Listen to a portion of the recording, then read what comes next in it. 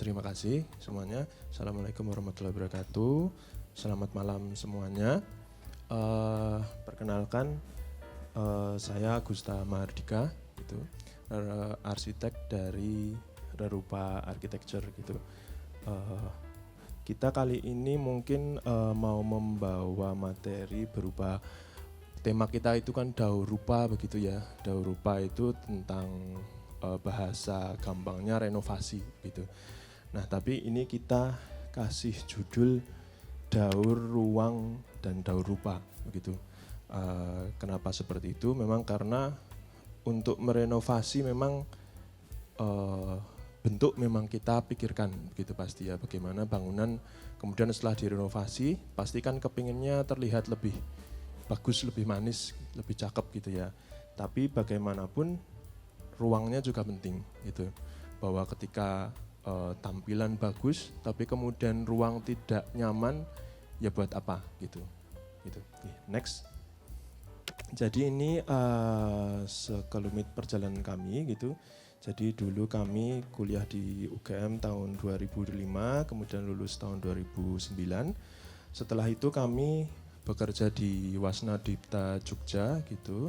Kemudian kami setelah itu bekerja tahun 2010-an itu di Pasagi namanya, kantor arsitek di Bandung, Pak Muhammad Tamrin, sekarang namanya MTA. Kemudian tahun 2012 kami bekerja di konsultan arsitektur di Singapura namanya JGP gitu. Nah, kemudian setelah perjalanan itu kami kemudian di tahun 2014 mencoba untuk membuat biro konsultan arsitek, kami namakan Rerupa Architecture. Kemudian di tahun 2021 seiring berjalannya proyek, kemudian kita mulai masuk ke dunia konstruksi gitu. Jadi kita juga ada namanya Karsa Konstruksi gitu. Jadi itu divisi untuk bangun gitu. Kalau Rerupa ini lebih ke desain, kalau Karsa itu ke konstruksi. Kemudian di tahun baru-baru aja tahun kemarin kita masuk ke interior gitu, kita namakan itu Bistre Living gitu. Jadi kita ada 3 divisi gitu, Rerupa, Karsa dan Bistre gitu. Jadi harapannya bisa saling melengkapi gitu dan memenuhi kebutuhan yang dibutuhkan. Nah, kemudian mungkin di sini ada sedikit notes di bawah, learn from the people you've met gitu. Jadi dari perjalanan kami dulu pernah bekerja di 3 kantor itu, kami memiliki bos gitu ya yang berbeda-beda gitu. Di Wasna Dipta itu dengan Pak Gatot, kantornya itu lebih kayak ketika bikin konsep itu bagaimana analogi-analogi seperti itu. Nah, kemudian ketika dengan Pak Muhammad Tamrin ini, beliau adalah lebih ke bahwa desain itu nggak perlu terlalu analogi yang terlalu dalam gitu, tapi bagaimana kemudian bentuknya harus bagus gitu. Beliau itu Pak Tamrin itu juga dulu termasuk dalam temannya Aang dan segala macam gitu, tapi memang beliau orangnya sedangnya di belakang layar gitu. Nah, kemudian kalau di JGP ketika di Singapura kami belajar bahwa desain itu harus detail gitu ya, desain harus detail, kemudian juga bagaimana sesuai standar gitu, karena kalau di Singapura ketika tidak sesuai standar pasti tidak akan lulus izinnya, dan juga bagaimana memanfaatkan ruang possibility-nya seperti apa gitu, karena kan di Singapura ruangan itu kan mahal gitu ya, itu jadi gimana bisa dimaksimalkan gitu. Jadi sebisa mungkin kita bertemu dengan siapapun ya kita harus ambil positif dari mereka. Next, ini profil kami Rerupa Architecture. Jadi itu singkatannya adalah Reka Ruang Persada. Konsepnya adalah gimana kita merancang ruang yang tinggi atau agung gitu, nah ruang yang bagus lah gitu. Bahwa ruang yang agung itu kan terdiri bisa dari fungsinya, dari hierarkinya, dari kenyamanannya, mungkin ruang yang sadu gitu. Jadi bahwa ruang yang benar, yang bagus itu jadi harus benar dulu ruangnya, baru kemudian bentukan dan detail itu kita melengkapi. Nah, itu beberapa karya terbangun kami. Yang sebelah kiri itu kantor Gimedia Internet gitu, itu di Ring Road Barat. Kemudian yang tengah itu Smedi Cafe, itu ada di Jalan Patang Puluhan dekat sini. Kemudian yang kanan itu rumah tinggal di Kupang NTT itu. Next. Ini divisi konstruksi kami, Karsa Konstruksi. Jadi singkatannya adalah Karya Graha Sentosa. Jadi bagaimana membuat sebuah bangunan itu yang tentram gitu ya. Kita memang karena fokusnya di residential hospitality, jadi saat ini masih fokus di bangunan rumah gitu. Nah, tentramnya apa gitu, bahwa tentram, bahwa bangunan itu kokoh, sesuai ekspektasi gitu. Ekspektasi klien kan macam-macam ya, bahwa arsitek sudah menggambar desain seperti apa, pasti kan berharap bahwa bangunannya terbangun sebisa mungkin mirip dengan gambar gitu. Dan tentu harus rapi, dan kemudian apa yang solusi yang bisa kita tawarkan di sepanjang konstruksi gitu, pasti kan ada problem begitu dalam konstruksi ini, dan kemudian tepat biaya dan waktu menjadi penyemangat. Nah, ini adalah beberapa contoh hasil karya kami gitu. Ini yang mau kami garis bawahi bahwa kami berusaha untuk, karena kami berangkat dari arsitek gitu ya, ketika mengkonstruksi kami juga walaupun itu di tahap struktur belum finishing, itu kami juga berusaha serapih mungkin gitu. Jadi ketika nanti sudah tahap finishing akan lebih rapi kembali seperti itu. Ya, kanan terus.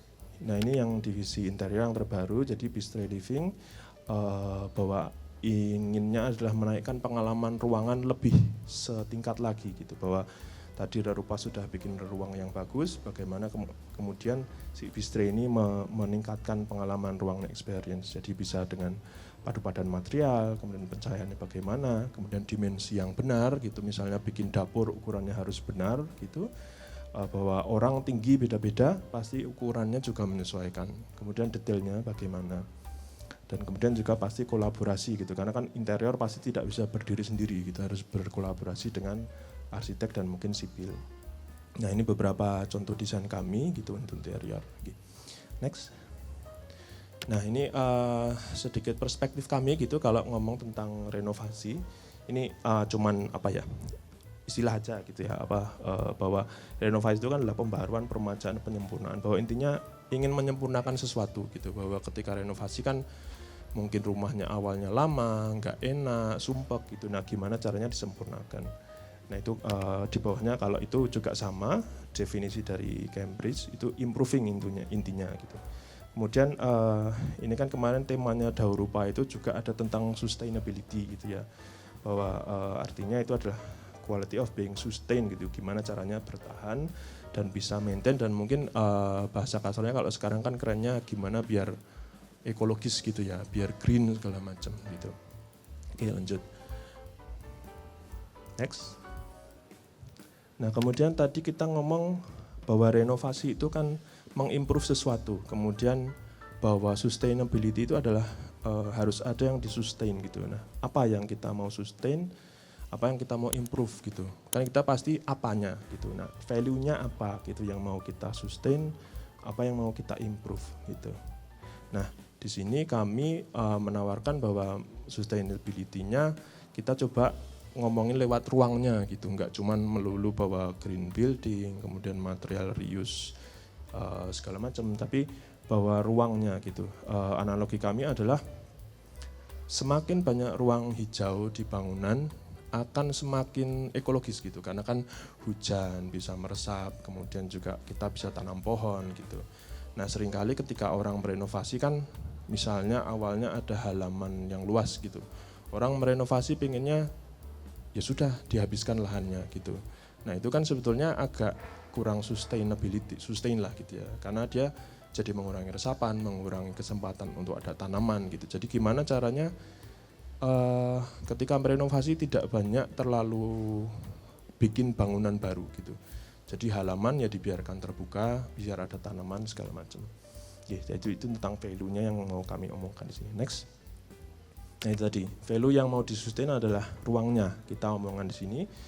Dan kemudian yang mau diimprove apanya? Mungkin dari bentuknya, bisa jadi utilitasnya, mungkin dulu rumahnya bocor, kemudian kerannya gak beres, bocor, kemudian kelistrikannya jelek, konslet, kemudian materialnya awalnya jelek, kemudian kita bikin bagus, kenangan mungkin bisa jadi kenangan yang kita improve. dan juga pastinya kenyamanan ya. Orang pasti kan pengen ngerenov rumahnya, ngerenov kantornya kan harapannya setelah direnov jadi lebih nyaman gitu. Next. Nah tadi di depan ada daur ruang dan rupa, dan di sini kita yang poin pertama ini adalah daur ruang lokasi gitu. Next. Nah ini satu proyek rumah Bapak Rano gitu ya. Kenapa kita ngomongin daur ruang lokasi gitu?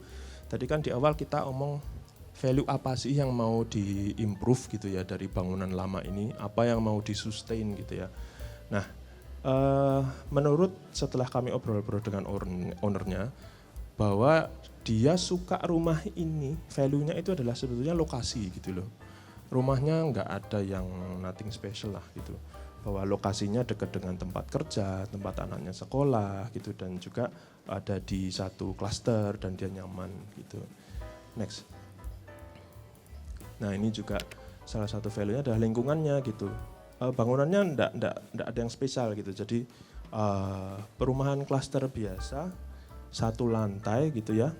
Bangunannya pun bentuknya juga jadul gitu ya. Dan tapi memang jalannya lebar sekali. Ini 3 mobil papasan masih bisa gitu. Dan anaknya pun kalau mau bermain di situ juga nyaman gitu. Jadi memang value keduanya adalah lingkungannya gitu. Next. Ini dalamnya ya seperti perumahan pada umumnya. Next. Nah ini di belakangnya tapi memang ada sedikit inner court kecil gitu. Jadi memang masih ada angin cahaya masuk di sisi belakang, jadi nggak terlalu gelap gitu. Next. Nah ini yang kami kami coba mainkan gitu ya, bahwa daur ruang gitu, gimana kami mendaur ruangnya, merenov ruangnya. Kita coba di sini adalah layoutnya compact dan kita mempertahankan inner court-nya. Ini adalah denah bangunan lamanya, ini carport, kemudian ada pintu masuk, ruang keluarga, kamar 2, WC 1, kemudian ada dapur dan inner court belakang. Sesederhana itulah. Kemudian next. Nah ini kami rubah karena owner pengen jadi 2 lantai. Akhirnya kita depan jadi carport. Awalnya di sebelah sini kita pengen propose supaya jadi taman gitu, tapi kemudian si owner memang pengen berpikir praktis gimana kalau ada mobil tambahan, jadinya ya sudah ini jadi carport semua. Dan kemudian akhirnya tempat untuk space pohon cuma di depan, cuma ini tok. Kemudian ada teras, kemudian living tetap dipertahankan, kamar 1, dan kemudian kamar yang tadi di sini jadi tangga. Kemudian kamar yang tadi di sini pindah ke sini. Nah inner court tetap kita pertahankan gitu, karena itu kami lihat nilai plus dari rumah ini. Benar ada dapur dan ada kamar mandi. Next.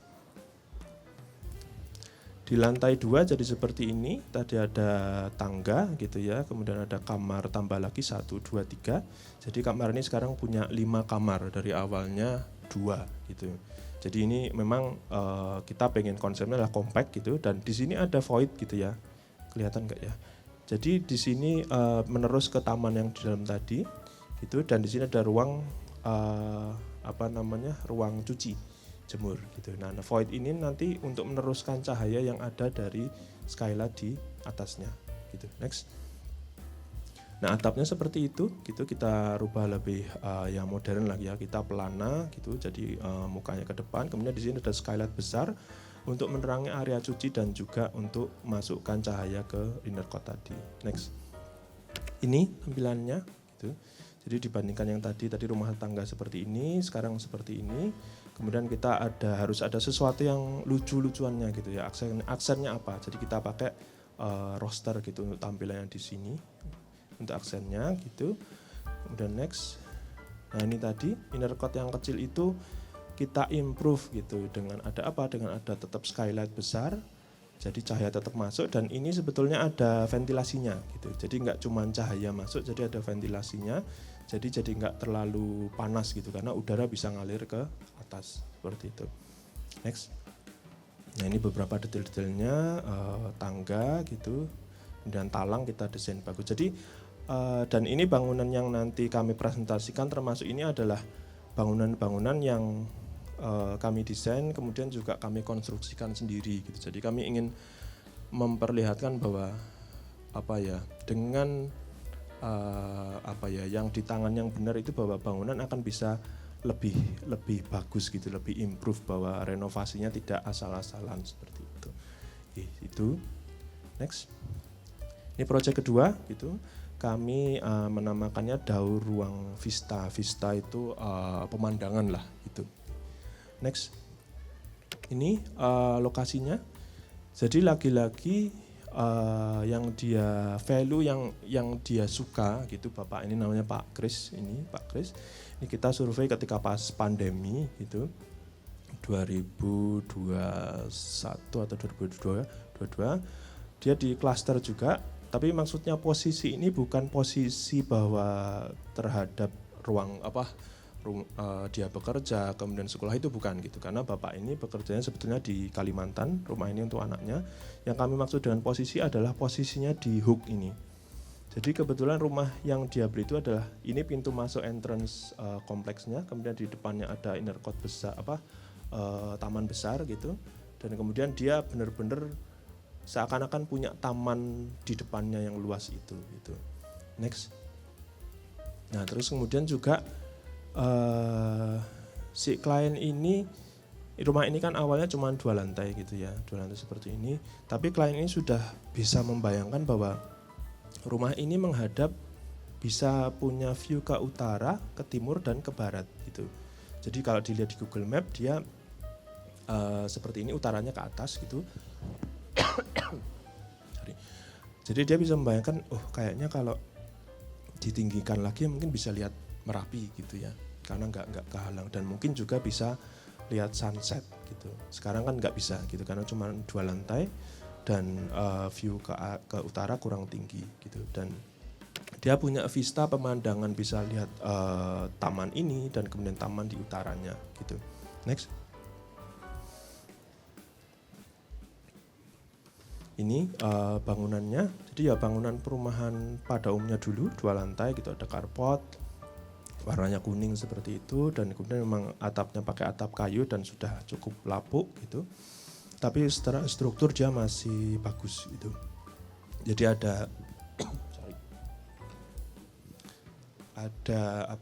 dia punya taman kecil di samping pojokannya itu. Jadi karena dia posisinya di hook, jadi dia masih punya taman sisa di sampingnya. Next. Nah ini dalamnya, jadi itu ruang tamunya yang di sebelah kiri itu melihat ke pojokan, dan kemudian yang sebelah kanan itu dia ada semacam halaman kecil inner court gitu ya, tapi ya tidak terurus, dan di sebelahnya ada ruang makan. Next. Ini tangga yang ke lantai 2, dan kemudian di kanan itu adalah foto di lantai 2 yang menghadap ke hook gitu. Jadi dia menghadap ke arah utara dan timur gitu, menghadap ke patung kuda yang tadi gitu, kamar yang di kanan itu gitu. Next.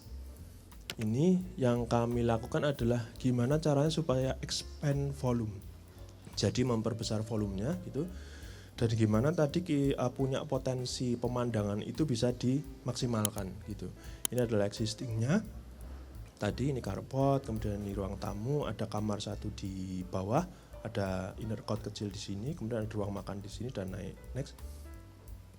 Ini lantai 2-nya yang existing, ada living kecil.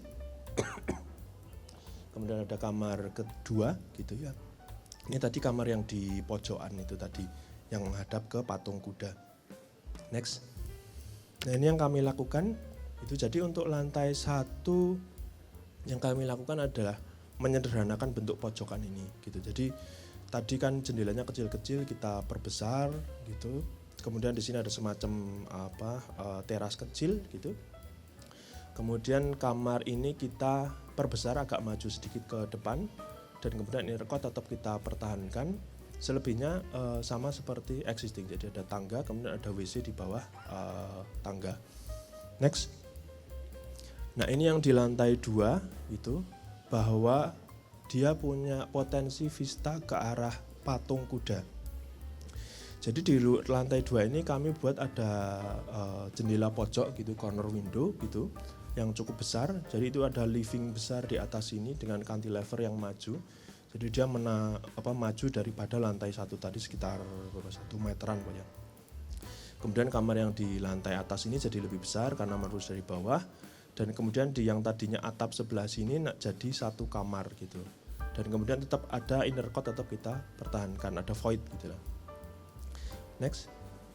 Nah ini tadi, jadi ini jadi 3 lantai gitu. Jadi yang tadinya 2 lantai kemudian menjadi 3 lantai, ada tangga, kita bikin tangga ke atas, ada semacam mungkin semacam mezanin ya, yang overlooking living besar tadi di bawahnya. Dan di atas ini karena jendela ini besar, dia bisa tetap lihat ke arah patung kuda tadi. Dan jendela yang besar ini bisa lihat ke utara dengan bebas, jadi harapannya lihat Merapi juga. Gitu. Dan juga ada kamar satu lagi di atas, dan kemudian di sini kita tambahin rooftop gitu, dan di sebelahnya ruang tandon jadi biar lebih rapi. Nah ini yang nanti bisa lihat sunset gitu, jadi bisa ngopi senja itu sambil lihat Merapi juga itu. Nah tadi jadi memang kita mencoba mengakomodasi bahwa si klien punya visi bahwa rumahnya itu bisa punya 3 view loh gitu, dan ini kita wujudkan dengan cara tadi. Next.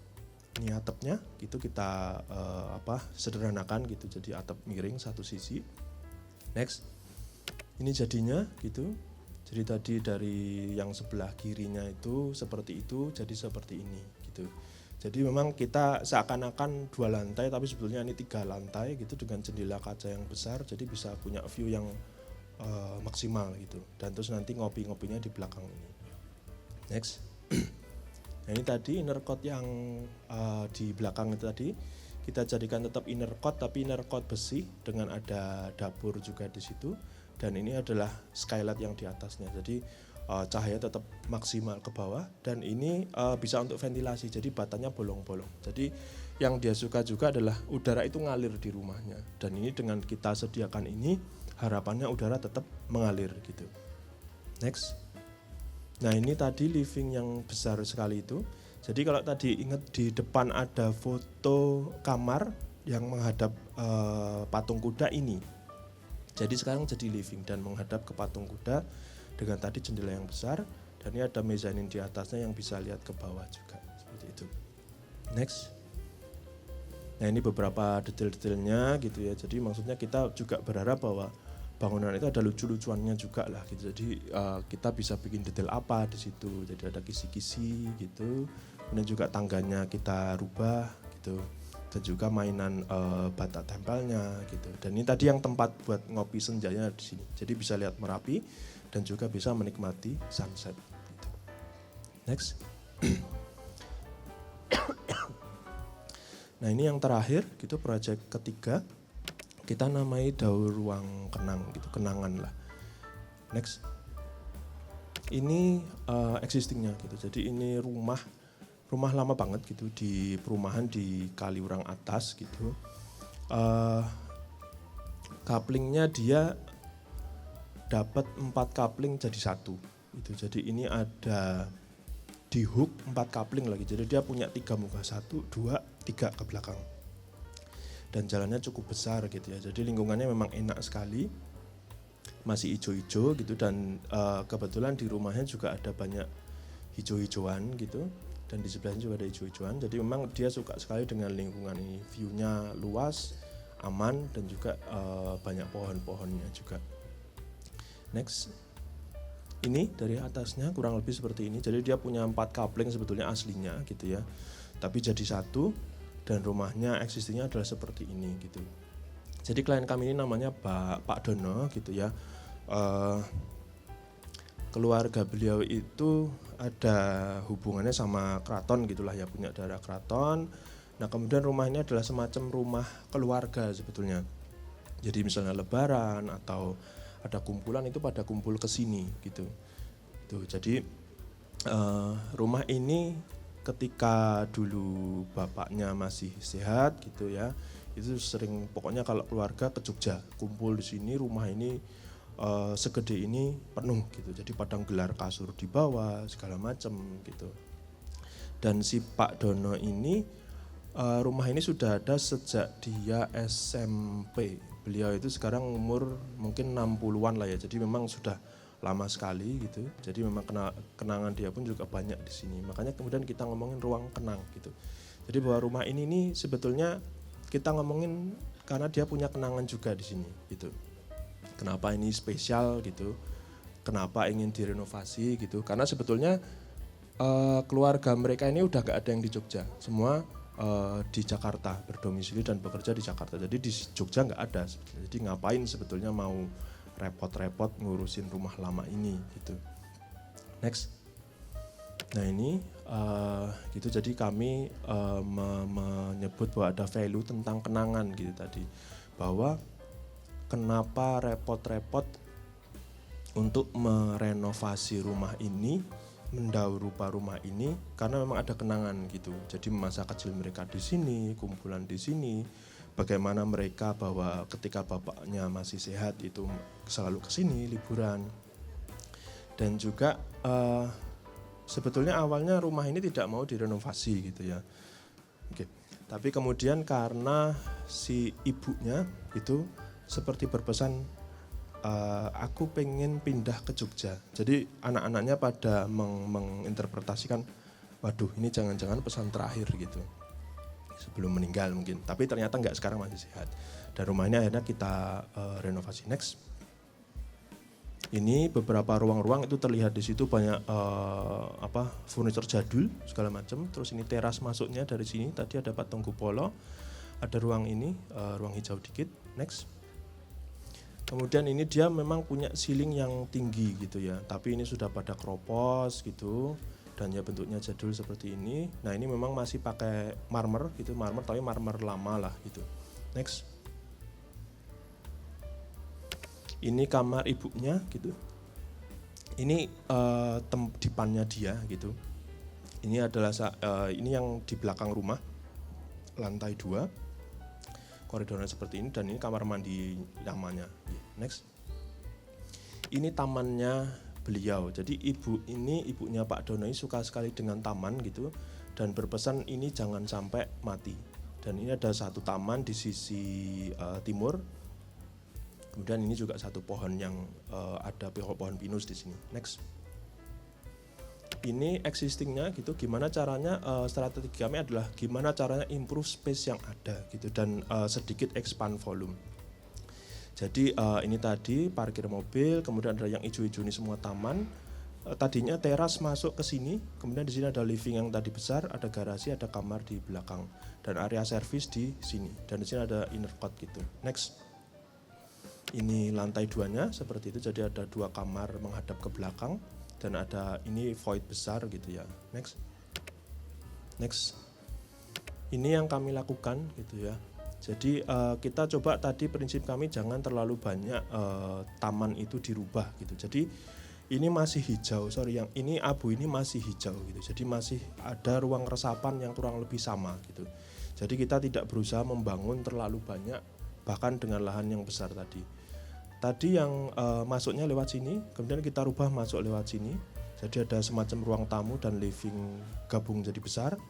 Dan kemudian yang tadinya ruang tamu kita rubah jadi kamarnya ibunya gitu. Yang kemudian di sini masih ada living besar.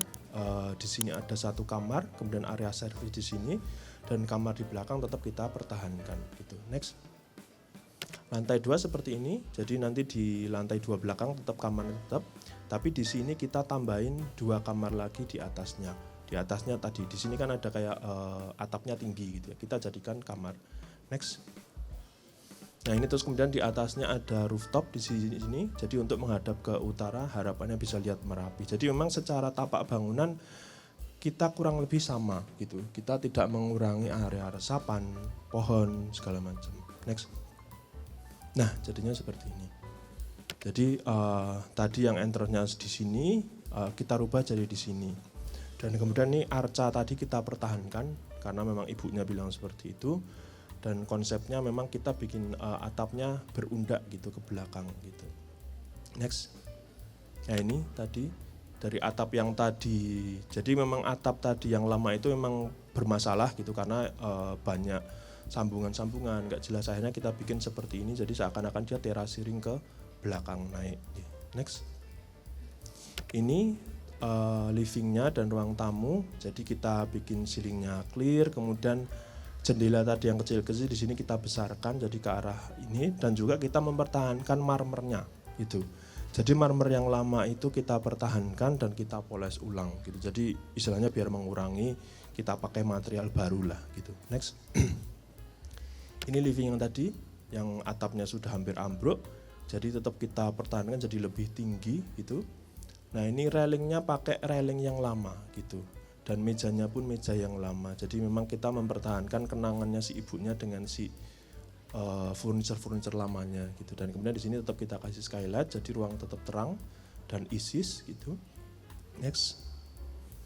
Dan ini tadi yang tamannya semrawut itu ini jadinya seperti ini, dan jadi ada jendela besar menghadap ke taman gitu, jadi lebih livingnya itu jadi lebih berkualitas ruangannya.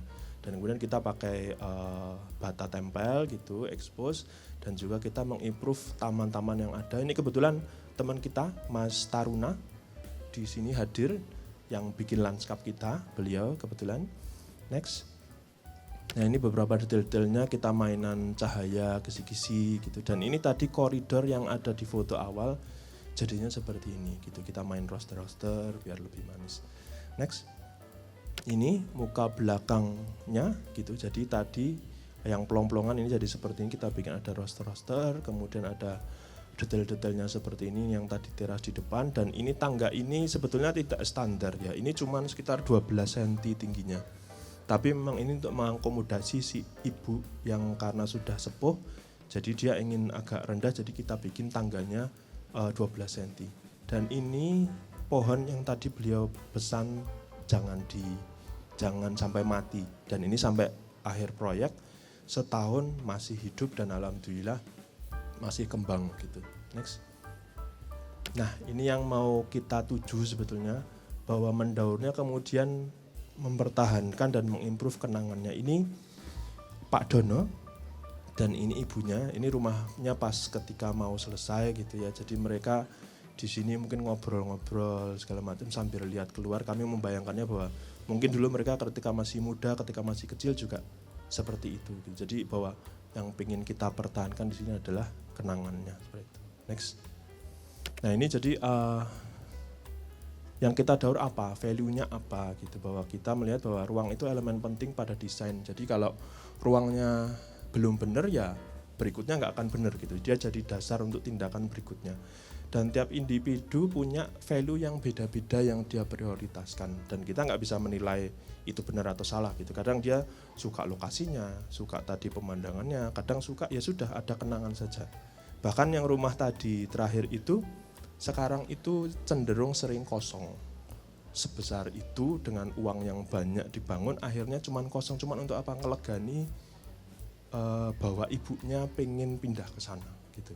Dan ya ini bahwa tugas kami itu adalah apakah mau meretain atau meningkatkan value tersebut dengan memposisikan bahwa klien itu rekan kita untuk berkolaborasi, bukan untuk kita dikte gitu. Oke. Segitu ya, makasih. Terima kasih banyak Mas Gusto, kita beri tepuk tangan Mas Gusto.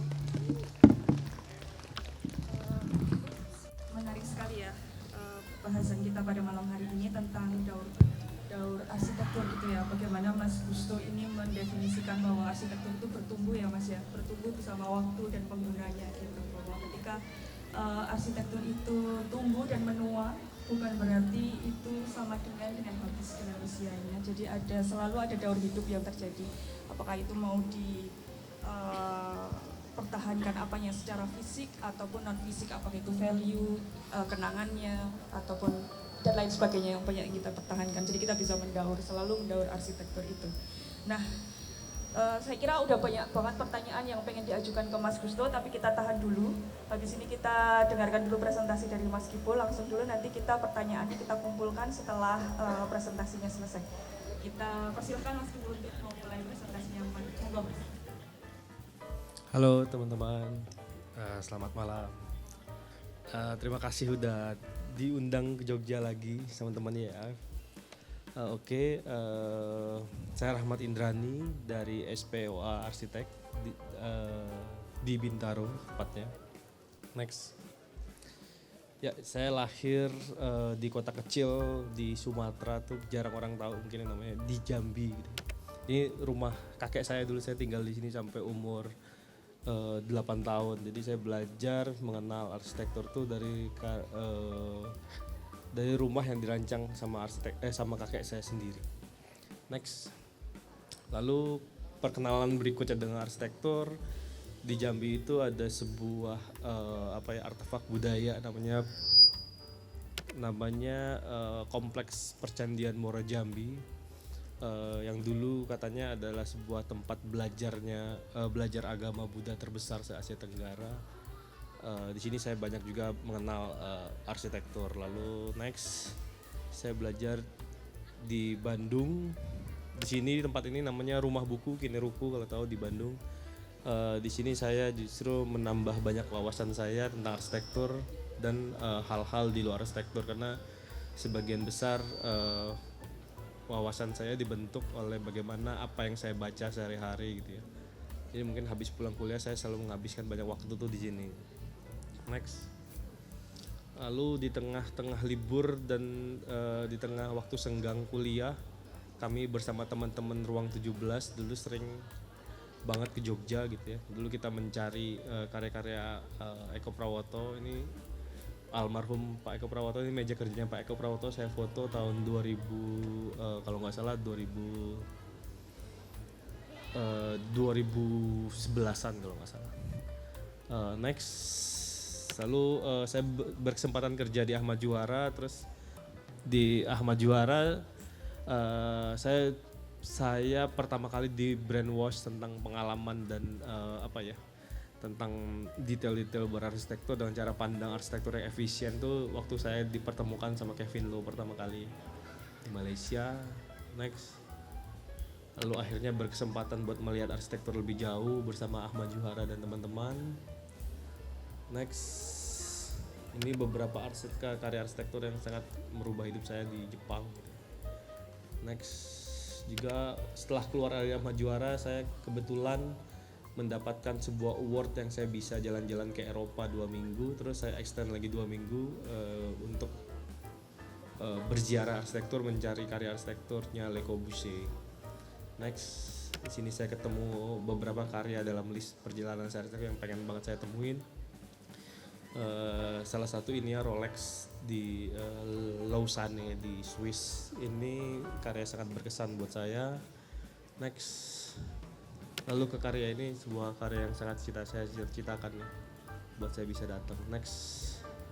Nah ini karya terakhirnya Corbu juga di Firmini gitu ya, yang sempat banyak buat saya belajar gitu. Next, lalu saya mendirikan SPOA. Dari perjalanan saya ke Eropa, Jepang dan segala macam, saya melihat bahwa sebenarnya di negara kita sendiri itu ada konteks yang sangat spesifik gitu ya, yang harus diselesaikan. Nah, ketika saya berkarya, awal-awal berkarya itu adalah saya dipertemukan sama klien-klien muda yang pengen punya rumah middle class gitu ya, yang sebagian besar pertumbuhannya cukup tinggi di Indonesia. Nah, saya merasa dalam konteks yang sangat spesifik ini saya mulai berkarya dari ini gitu ya. Next. Lalu ciri khas dari mereka pada zaman itu adalah mereka yang justru lebih melek kepada teknologi. Jadi sebenarnya sudah tidak relevan next bangunan-bangunan yang memang diperuntukkan seperti ini oleh pemerintah, karena wawasan mereka justru jauh lebih terbangun. Udah tidak bisa lagi menerima bangunan-bangunan yang memang sudah tidak layak atau tidak bisa yang tidak ada desain di dalamnya gitu ya. Nah dari situlah akhirnya saya mencetuskan arsitektur reduksi, Redu House sebagai sebuah branding. Next. Nah Redu House ini sebuah jalan dari SPOA untuk merespon rumah tinggal dalam konteks yang spesifik di Indonesia. Next, di Redu House sebelumnya, next. Jadi Redu House itu dibuat dalam beberapa seri gitu ya, untuk menyatakan sebuah konsistensi dalam sebuah gagasan berpikir. Next, lalu ini manifestasinya. Saya merasa harus ada sebuah gagasan besar untuk sebuah gerakan yang dilakukan secara konsisten. Next, disederhanakannya mungkin seperti ini, jadi melakukan sebuah usaha sekecil-kecilnya untuk mendapatkan manfaat yang cukup-cukupnya. Jadi mungkin nanti akan sedikit relate dengan apa yang tema dari malam ini gitu ya. Jadi memang intinya adalah bagaimana sebenarnya mendorong kita sebagai arsitek sebagai sebuah jembatan, bagaimana energi yang tadinya tidak ada menjadi ada itu menjadi seminimum mungkin dengan gagasan-gagasan arsitektur yang reduktif. Jadi dari manifestasi umum ini kita turunkan ke dalam 10 manifestasi khususnya yang kecil. Next, sorry 10 harusnya ya. Jadi yang pertama adalah mereduksi pemahaman generik tentang bagaimana persepsi masyarakat kita tentang hal-hal yang yang generik di masyarakat. Jadi mereorganisasi volume sehingga kita bisa mendorong dan mengedukasi klien bagaimana bisa menggunakan energi, volume dan luasan yang sekecil-kecilnya. Gitu. Next, dari program ruang mereka yang rumit dan menghasilkan luasan yang besar, kita dorong sebuah langkah efisiensi dan sebuah pemadatan luas sehingga ruang terbukanya jauh lebih besar dan energi yang keluar jauh lebih sedikit. Dengan luasan bangunan yang lebih sedikit, energi pun datangnya jauh lebih sedikit. Next, lalu mulai juga menabrakkan program-program ruang yang tidak generik yang biasanya sangat tabu di masyarakat kita gitu. Misalnya dengan masuk rumah tuh langsung ruang makan gitu ya, dan menghilangkan ruang tamu gitu. Jadi sehingga bisa memadatkan fungsi, menghilangkan dinding-dinding yang tidak perlu, sehingga ruang-ruangnya volumenya jauh lebih sedikit. Tadi rumahnya mungkin nggak ada taman bisa jadi taman, rumahnya yang budgetnya besar gara-gara luasannya besar jauh lebih juga bisa lebih efisien. Next, ini tadi bagaimana sebenarnya dinamika ruang bisa dibentuk bukan juga cuma tentang dinding tapi juga dengan elevasi gitu ya. Walaupun cuma dengan elevasi tapi kita tidak perlu mengeluarkan dinding untuk membuat batasan-batasan ruang gitu. Nah, lantai yang naik itu juga bisa kita kelola dari puing-puing bangunan yang dari pembongkaran bangunan. Next. Lalu sehingga untuk rumah orang-orang yang memang punya mampu buat bikin rumah, mereka justru bisa berorientasi kepada ruang terbuka yang jauh lebih besar. Rumah ini salah satu rumah yang tadinya mereka mau datang dan ngebangun tuh 800 meter persegi, tapi rumahnya justru bisa dibangun cuma dengan 250 meter persegi aja. Jadi ruang terbukanya jauh lebih besar, mereka punya taman yang jauh lebih besar. Next. 2 adalah pemahaman konteks yang mendorong sebuah reduksi yang proporsional. Jadi adalah bagaimana caranya sebenarnya kita melihat iklim tropis sebagai sebuah potensi sehingga bisa melakukan reduksi yang jauh lebih tinggi. Jadi next, dengan menyelesaikan masalah-masalah iklim kita bisa mereduksi banyak hal tentang material yang jauh lebih detail gitu ya. Jadi ini kita justru tidak malu-malu untuk membuat atap yang lebih panjang sehingga permasalahan-permasalahan iklim tropis bisa teratasi dengan air, panas dan segala macam. Sehingga kita bisa pakai kaca-kaca yang lebih tipis, material besi-besi yang lebih tipis buat bangunan sehingga energi jauh lebih rendah. Terus penggunaan material juga jauh lebih efisien, biaya juga lebih rendah gitu. Jadi kadang-kadang dulu banyak kita terlalu kaget dengan arsitektur modern sehingga melupakan atap sebagai sebuah esensi arsitektur kita terhadap sebuah konteks yang spesifik, sehingga kita harus membebankan permasalahan-permasalahan iklim tropis itu terhadap material-material yang mahal. Misalnya pakai aluminium yang mahal, kaca yang tebal, material yang bagus segala macam. Padahal dengan kita menyelesaikan masalah atap sebenarnya kita bisa menggunakan material-material yang jauh lebih sederhana gitu. Next. Ini dengan memanjangkan atap kita jauh bisa membuat ruang yang jauh lebih dinamis gitu ya. Bisa pakai kaca-kaca yang lebih tipis juga, jadi bisa bukaan ruangnya jauh lebih gede. Jadi secara visual ruangan itu bisa jauh lebih luas padahal secara dimensional sangat kecil. Next. Tadi saya bilang bahwa meskipun ruangannya kecil banget ini tapi secara visual kita jauh lebih bisa besar karena bisa pakai kaca yang lebih gede dan lebih murah gitu ya karena atapnya justru bisa udah diselesaikan lebih dahulu. Next. Nah, ketiga adalah kesadaran reduksi non fisikal, bagaimana eksplorasi terhadap hal-hal non fisik untuk mendorong penggunaan material yang jauh lebih minimum. Next. Jadi bagaimana melihat sebuah cara pandang di negara maju di mana sistem fabrikasi dilakukan karena tukang-tukang justru jauh lebih mahal, tapi melihat potensi pengetahuan itu di negara berkembang di mana tukang-tukang jauh lebih murah. Itu kita coba dorong supaya kita menggunakan teknologi dan logika fabrikasi untuk mendorong kecepatan kerja yang jauh lebih tinggi dengan tukang-tukang kita yang bisa dibayar nggak terlalu mahal seperti di negara maju. Next. Jadi melihat kembali potensi material, saya melihat secara detail bagaimana material itu bisa dipakai menggunakan material dengan baja yang jauh lebih kecil sehingga tonase dari bangunan itu bisa mengurangi biaya dan mengurangi energi yang eksis di bangunan itu sendiri. Next. Nah, yang keempat adalah rekayasa modul, gimana sinkronisasi terhadap fungsi yang minimum. Nah, menyadari bahwa arsitektur terkait dimensi, logika modulasi material sudah seharusnya dapat sinkron dengan dimensi-dimensi desain. Jadi bagaimana sebenarnya mendorong dimensi-dimensi desain, ukuran ruang, segala macam mengarah kepada ukuran-ukuran yang jauh lebih efisien. Next. Jadi dengan melihat itu semua kita punya modul modular yang sangat sederhana gitu ya. Jadi memang kalau misalnya kamar mereka mau lebih dari 4x4 nggak bisa karena itu akan mengurangi efisiensi segala macam. Jadi justru kita mendorong klien untuk bisa menerima bahwa ruangan itu bisa direduksi dengan modul-modul yang biasa kita pakai sehingga material jauh lebih efisien. Sehingga pola pemotongan baja ya jauh lebih lepas tanpa sisa sama sekali, juga terkait dengan material triplek dan material kaca. Next. Nah kalau dilihat memang di arsitektur reduksi plafonnya nggak pernah lebih tinggi dari 2,4 gitu ya, kecuali void. Jadi itu membuat kita bisa memakai material-material kaca yang jauh lebih kecil, lebih ringan, dan pola-pola pemotongan triplek kalau membuat sebuah furniture itu jauh lebih efisien tanpa ada sambungan gitu. Nah ini juga terkait sama energi, kita bisa menggunakan AC jauh lebih sedikit, menggunakan lampu wattnya lebih kecil, dan juga bisa membuat semacam sebuah ruang yang sangat intim gitu. Next. Nomor 5 adalah pemahaman tentang ekosistem dan sejarah material.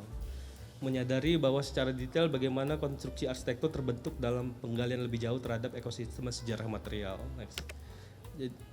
Nah, ini saya melihat bagaimana sebenarnya baja punya potensi-potensi yang jauh bisa didorong lagi sehingga bisa membuat kita bisa dapat menggunakan material-material yang jauh lebih hemat energi. Next. Jadi ini nggak kelihatan gambarnya. Jadi kalau dulu tuh kalau bikin material mungkin Mas tahu ya, bikin pondasi itu banyak banget, bikin perancah segala macam dengan modulasi itu kita cuma butuh titik-titiknya aja gitu ya. Titik-titiknya dikali dengan benang bisa digali. Lalu setelah digali dan dipasang baja itu sendirilah yang nanti jadi perancahnya gitu ya. Jadi sebagai patokan buat ukuran-ukuran dimensi lainnya. Next. Nah kalau dilihat tanpa menggunakan material baja kan banyak banget kayu bekisting yang dipakai, terus akhirnya kayu-kayu itu dibuang tanpa ada manfaatnya gitu ya, bisa jadi sampah aja. Jadi dengan arsitektur reduksi kita bisa mengurangi itu semua. Next. Lalu bagaimana kita memikirkan sampai puing-puing galian bangunan itu digunakan lagi buat arsitekturnya. Jadi kalau lihat teman-teman lihat kemiringan dari lahan ini adalah hasil dari tanah-tanah galian yang dikumpulkan dan ditumpuk di belakang dijadikan taman. Jadi kita tidak membuang banyak puing-puing keluar bangunan dan tidak membebani terhadap sampah lingkungan. Next. Lalu melihat pola tadi ya, bagaimana melihat pola-pola material tadi bisa pas tanpa sisa sama sekali dalam sebuah dimensi modul yang teratur, tersistem. Next. Lalu tadi sisa-sisa material itu ternyata dalam proyek-proyek Redu House yang dengan pola yang sama, sisa dari material Redu House 1 atau 2 itu bisa dipindahkan ke proyek-proyek yang lain. Jadi kita membuat sebuah ekosistem di mana sebuah ekosistem itu saling bisa menyerap material gitu. Next. Lalu pemahaman tentang skala manusia yang lain gitu ya. Tadi kadang-kadang kita selalu melihat skala manusia adalah skala yang tinggal gitu, tapi nggak pernah melihat bahwa skala yang ngebangun itu juga penting. Next. Jadi dengan melihat skala tukang ternyata kita bisa melihat sebuah teknik pekerjaan yang sangat cepat dan efisien gitu ya. Dengan tadi konsisten tinggi plafonnya cuma 2,4, membuat dinding-dinding itu juga jadi 2,4. Jadi dengan dinding 2,4, dinding itu bisa diplester dan dipasang dengan lebih cepat 1 hari gitu ya, tanpa nunggu kering buat masang dinding yang setelah di 2,4 atau menambah alat perancah tambahan. Next. Terus juga bagaimana kita ngelihat bahwa dengan material IWF 200 dan IWF 150 dengan modul 6 meter atau 4 meter itu bisa diangkut dengan 2 tukang, cuman jadi bisa langsung mendorong sebuah pola pekerjaan tukang yang jauh lebih sedikit. Next. Nah itu juga terhubung dengan sama kita bikin koperasi tukang, bagaimana ini berjalan dalam sebuah ekosistem yang jauh lebih besar lagi gitu ya, mendorong tukang-tukang mempunyai sebuah pengetahuan yang dipakai terus menerus gitu ya, dan mendorong jaminan buat tukang juga dalam sebuah manajemen konstruksi gitu. Next. Nomor 7 adalah pemahaman tentang material alternatif. Jadi kita juga melihat bahwa sebenarnya material itu bisa diulik lagi gitu ya. Next. Jadi itu kalau teman-teman lihat Redo House sering pakai versi cell itu, karena versi cell itu kan sebenarnya bukan buat plafon tapi buat drain cell. Pemasangan jauh lebih mudah, lebih murah gitu ya. Jadi untuk atap plafon bangunan luar itu kadang-kadang suka terkena sama udara luar, sering rusak, sering kropos gitu ya. Jadi dengan kita pakai plastik versi cell ini, udaranya juga bisa jalan di bawah atap, jadi nggak menyebabkan dia cepat rusak. Jadi kita coba terus ngulik bagaimana material-material alternatif bisa dipakai di arsitektur kita. Lalu ngelihat potensi-potensi potongan-potongan material kecil yang dalam pabrik andesit itu bisa jadi sampah tapi bisa dipakai lagi di tempat kita dengan pola-pola yang menarik gitu. Next. Lalu melihat potensi dari material-material alternatif, artinya ini adalah material-material peti kemas gitu ya, lantai, furniture juga sebenarnya dengan melihat mendaur ulang material itu juga bisa jadi lebih baik gitu. Dan kita pengen Redo House itu bisa menyerap material-material alternatif tersebut. Next. 8 adalah keindahan dari arsitektur reduksi material gitu. Jadi next.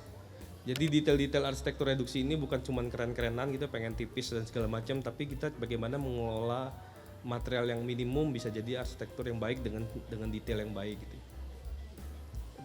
Struktur bangunan tangga melayang ini bukan karena pengen tangga melayang, tapi ya dengan struktur siku sederhana dengan perhitungan material yang tepat sehingga materialnya juga makin sedikit bisa dipakai gitu. Railingnya juga bukan cuma keren-kerenan tapi juga karena pengen memang materialnya jauh lebih sedikit. Tapi kesempatan detail justru bisa punya peluang jauh lebih besar untuk melihat arsitektur ada di sana. Next. Next. Nah ini juga plat besi, kita pakai plat dengan kita teknik ditekuk sehingga struktur belakangnya itu nggak perlu jauh lebih banyak gitu ya, sehingga biaya buat struktur buat menopang plat besi perforated ini jauh lebih sedikit karena rangkainya tidak ada gitu. Jadi pemahamannya justru bagaimana mengelola detail supaya mereduksi material lebih jauh. Next. 9 adalah reduksi terhadap dampak lingkungan. Kita mendorong klien untuk bisa sama-sama peduli terhadap lingkungan dengan mendesain sebuah sistem bagaimana air dari hujan dan segala macam bisa dipakai lagi buat flushing toilet. Jadi itu juga didesain sehingga klien juga bisa berkontribusi terhadap lingkungan, jadi tidak buang air ke luar lingkungannya gitu ya. Next, juga mendorong untuk mereka menggunakan lagi airnya dengan filter dan yang kita desain. Next, juga material-material lain juga sebuah energi alternatif yang kita dorong sebisa mungkin supaya klien kita bisa pakai. Tapi kalau memang nggak bisa dengan cara yang sederhana, dengan cuman ngasih area resapan yang jauh lebih banyak gitu, itu juga udah cukup. Tapi ada kesadaran buat itu, kesadaran buat mereduksi energi lebih jauh. Next, lalu yang terakhir ada reduksi arsitektur reduksi ya. Jadi bagaimana sebenarnya mereduksi arsitektur reduksi hadir. Jadi bagaimana mereduksi 9 manifestasi yang tadi itu buat hadir sebenarnya. Itu banyak terjadi di bangunan-bangunan renovasi. Next. Inilah yang kita sebut dengan responsible. Jadi bagaimana mendesain dengan cara lebih jauh bertanggung jawab dengan sebuah kesadaran yang tentang arsitektur reduksi. Jadi fokus pada hal-hal reduktif. Next. Jadi yang dinamakan reduksi yang responsible itu adalah reduksi di semua sisi. Jadi bukan cuma arsitekturnya doang direduksi, tapi dalam fase konstruksi juga dan klien juga semuanya terlibat. Next. Nah ini proyek-proyek kita. Next. Jadi ini mungkin rumah-rumah yang menggunakan pemahaman arsitektur reduksi gitu ya. Jadi bukan sebuah keindahan yang pengen dicapai, tapi keindahan lahir dari dorongan-dorongan kita secara bertahunnya terhadap penggunaan manifestasi tadi. Next. Ini juga next. Next. Jadi bukan pencapaian fisik yang pengen dicapai gitu ya, tapi justru bergerak dari pemahaman dan tanggung jawab tadi. Next. Next. Semuanya konsisten gitu ya, pakai ketinggian itu. Nah ini juga salah satu project mungkin juga nyangkut dengan tema gitu ya, tentang budget gitu. Jadi ada sebuah sekolah tempat les bahasa Inggris LIA Depok, LBB LIA ya, lembaga bahasa gitu. Mereka tuh nggak punya musola, jadi kadang-kadang karena bangunannya nggak dipersiapkan dengan baik, jadi kadang-kadang waktu-waktu sholat itu mereka butuh kapasitas yang lebih besar gitu ya. Tapi dana yang dikeluarkan justru pengen tujuannya awalnya adalah memberikan sebuah ruang yang nyaman, padahal itu bukan masalah sebenarnya. Masalah sebenarnya adalah sebenarnya kapasitas yang cukup besar buat menampung siswa-siswi buat sholat maghrib terutama gitu. Karena berbarengan waktu istirahatnya juga terbatas. Jadi budget yang tadinya buat kenyamanan, buat AC segala macam kita rubah, kita reduksi sehingga budgetnya itu bisa kita pakai buat meningkatkan kapasitas luas bangunan. Next, dengan menciptakan bangunan tanpa AC, ruang yang menggunakan modul-modul arsitektur reduksi, angin bisa masuk, tapi ini area sholat laki-laki, yang di atas buat cewek. Jadi mereka nggak harus dempet-dempetan gitu ya buat kapasitas yang kecil, cuman buat ngejar ruangan ber-AC gitu ya. Tapi justru sholat bisa dengan kapasitas yang banyak tanpa AC, sirkulasi udaranya masih bagus. Next, ini ruang lantai 2 buat yang perempuan. Next. Jadi ini dinding miringnya sebenarnya buat memantulkan cahaya buat di ruang ke atasnya gitu ya. Tapi jauh, jadi menarik juga. Next.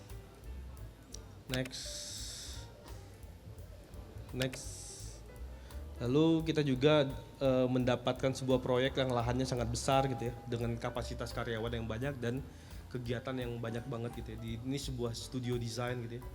Jadi kita cuman dengan sebuah visi dan orientasi terhadap arsitektur reduksi, kita justru mendorong supaya volumenya jauh lebih sedikit dan efisien. Next. Ruangnya adalah ruang yang sangat luas, bisa fleksibel, bisa jadi kantor, bisa bisa digeser-geser si meja segala macam, bisa jadi ruang workshop dan segala macam. Jadi nggak butuh tuh ada ruang workshop, ada ruang kerja lagi gitu ya. Padahal kan sebenarnya orang yang ikut workshop adalah orang yang kerja, jadi sehingga sebenarnya bisa aktivitasnya bisa sangat fleksibel dengan membuat ruangnya yang sangat kecil tapi sangat luas dan fleksibel. Next. Ini bangunannya kita justru membuka kacanya lebih besar ke arah yang nggak terlalu panas gitu ya, dengan atap yang sangat panjang sehingga secara dimensional mungkin kecil tapi secara luasan, secara visual jauh lebih luas. Next, bangunan ini menghadap taman yang terbuka. Next.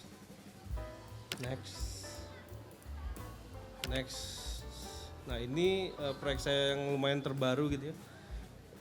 Ini yang Nyoman Nuarta bilang, Bapak Nyoman Nuarta yang terhormat bilang bahwa kita arsitek ruko gitu ya. Jadi saya merenovasi ruko yang terbengkalai gitu. Next. Di ruko ini lama banget nggak dipakai. Saya mengerjakan ruko, nggak apa-apa gitu ya, asal mengerjakan ruko dengan baik gitu. Ini bangunan ruko Pak Jaya Suprana waktu itu saya diberikan tugas buat menampung segala aktivitasnya, selain juga museum, ke ruang kerja, galeri, dan juga ruang pertunjukan. Bayangin bagaimana caranya ruko yang modulnya sangat terbatas gitu ya bisa dipakai buat aktivitas yang jauh lebih jauh gitu ya. Jadi kita berusaha bagaimana sebenarnya struktur utama bangunannya itu nggak dirusak gitu ya, bisa dipakai lagi gitu ya. Next, jadinya bisa lumayan bagus juga gitu ya. Ruko yang lumayan lah ya dibandingkan dengan Garuda, Perkutut sorry. Next. Nah ini kita pakai sebagai ruang yang multifungsi, bisa sebagai galeri, bisa sebagai ruang hijau juga, bisa sebagai menerima tamu juga, perpustakaan gitu ya. Dengan pengelolaan desain yang baik justru bisa itu semua bisa tercapai gitu ya. Next. Jadi bisa ada workshop juga dalamnya. Kita coba melihat potensi balok-balok yang masih justru bisa unik gitu ya, digabungkan dengan plafon baru. ruang-ruangnya sebisa mungkin fleksibel, bisa dipakai lagi gitu ya. Di tengah-tengah ini ruang kerjanya. Next.